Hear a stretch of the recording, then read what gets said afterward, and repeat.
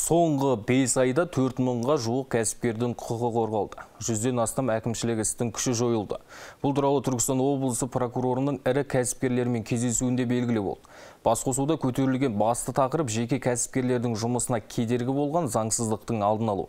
Ал құқық қорғау органдары бұл салада айтарлықтай еңбек етіп жүргендігін айтады. Мәселен, жыл басынан бері 7 заңсыз тексеру фактісі анықтаған. 42 лауазымда түрлі жауапқа тартылған, сондай-ақ жиында облыстағы кәсіпкерлердің ісін жүргізуіне біршама кедергілері бар екені анықталды.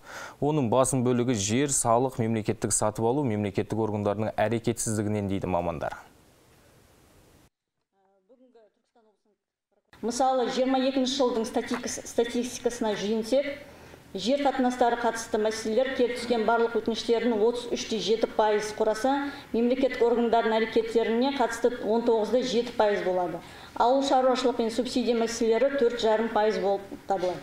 Сатып алу 3,9% және басқа да өтініштер бойынша 30% құрайды.